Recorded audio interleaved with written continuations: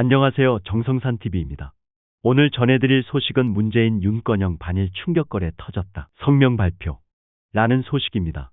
일본 정부가 문재인 정부 시절 강제동원 징용 피해 해법과 관련해 한일 기업이 참여하는 제3자 변제 방식을 한국 정부에 비공식적으로 수차례 제안했다고 당시 청와대 국정기획상황실장을 지낸 윤건영 더불어민주당 의원이 전했다. 윤석열 정부의 일본 기업 참여 없는 제3자 변제 방식보다 더 나은 안을 일본 정부가 먼저 제안했음에도 일본가의 기업이 배상에 참여하지 않아 문재인 정부는 거절했다는 것이다. 윤건영 의원 설명에 따르면 윤석열 정부는 일본이 한때 내놓았던 해법보다 더 후퇴한 안을 받아들이는 외교 실패를 한 게 된다. 윤건영 의원은 17일 MBC 라디오에서 정부의 강제동원 해법과 관련해 문재인 정부는 피해자 중심 원칙에 따라 강제징용에 대한 협상에 임하다 보니 일본이 초기에 지금 윤석열 정부가 내놓은 제안보다 훨씬 더 나은 제안을 비공식적으로 한 적도 있지만 받을 수가 없었다고 밝혔다. 윤건영 의원은 일본 정부가 비공식적으로 제시한 안에 대해 일본 정부가 초기에 제안했던 건 가해 기업, 즉 일본의 전범 기업들이 한국의 대법원 판결을 이행하고 그 다음에 그 돈을 한일 기업들이 보전을 해주자는 안이었다고 설명했다. 미쓰비시 일본제철 등 전범 기업들이 피해자들에게 일단 배상함으로써 대법원 판결을 이행하고 나중에 그 금액만큼을 한일 양국 기업이 보전하자는 안이었다는 것이다. 문재인 정부는 일본 정부가 제안한 선 한국 대법원 판결 이행 후 보전안을 받지 않았다고 한다. 일본 정부가 가해 기업의 배상금 보전 참여를 약속하지 않았기 때문이다. 윤건영 의원은 양국 기업이 보전한다는 데 있어서 우리 정부의 원칙은 가해 기업이 포함되어야 한다는 것이라며 그래야 사과의 의미가 담기는 것 아닌가라고 했다. 윤건영 의원은 지금처럼 전경련이나 일본의 경제단체가 돈을 내는 게 아니라 가해 기업이 들어가야 된다는 것을 우리가 요구했던 거고 일본은 죽어도 안 된다고 했다며 당시 일본의 여러 차례 비공식적인 제안보다 지금 윤석열 정부와는 못해도 너무 못하다고 비판했다. 윤건영 의원은 한일 양국이 종료 유예 상태인 군사정보보호협정 지소미아를 정상화하기로 한 데 대해서는 선물을 줘도 너무 주셨다고 평가했다. 윤건영 의원은 왜 지소미아 연장을 보류했는가 하면 일본이 2019년에 우리나라를 화이트리스트국에서 배제했다. 즉 일본이 한국을 잠재적 적대국으로 간주한 것이라고 설명했다.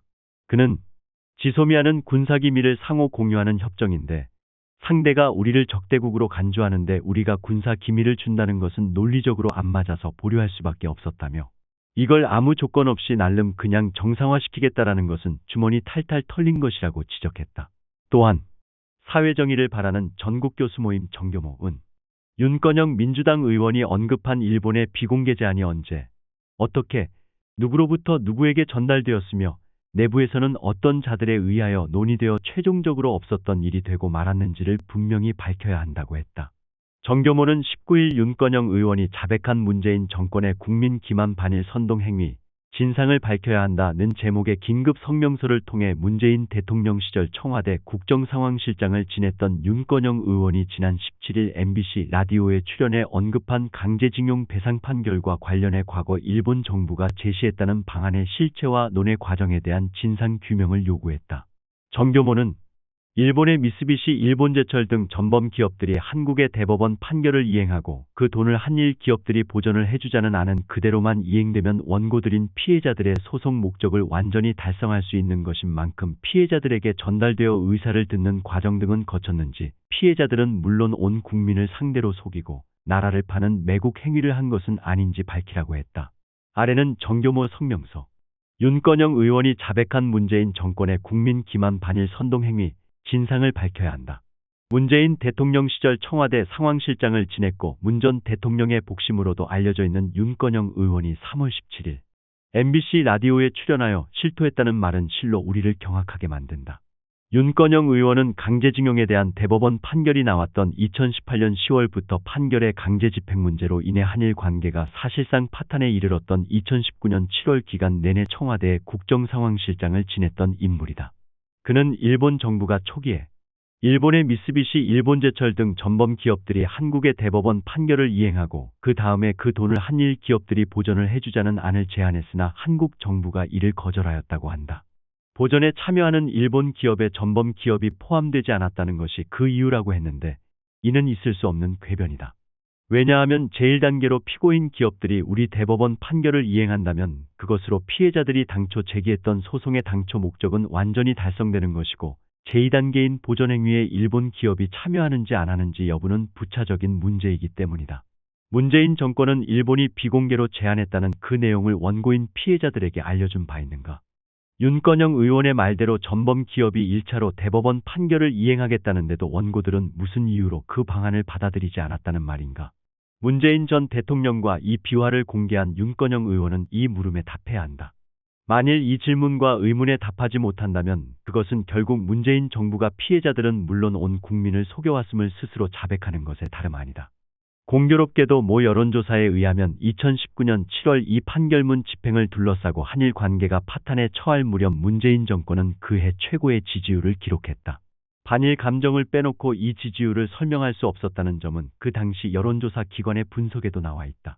국제 관계를 철저하게 정권과 정파의 이익을 위한 수단으로 삼으면서 피해자는 물론 전 국민을 속이면서 여전히 반일 감정을 선동해 왔다면 그것이야말로 용서할 수 없는 범죄이다. 강제징용 배상금에 대한 제3자 변제는 그 성격을 놓고 보면 사실상 한일 청구권 협정 과정에서 국가와 개인의 모든 청구권을 일괄적으로 테이블에 올려놓고 협상을 타결했던 대한민국 정부가 마땅히 져야 할 자기 책임의 이행에 다름 아니다. 그리고 이러한 제3자 변제 방식은 현실적으로 대한민국 사법주권을 존중하면서 동시에 한일 국제 관계를 정상화시키는 유일한 방안이라 하지 않을 수 없다. 변호사인 문재인 전 대통령이 이러한 법리와 현실을 누구보다도 더 잘 알 것이라고 본다.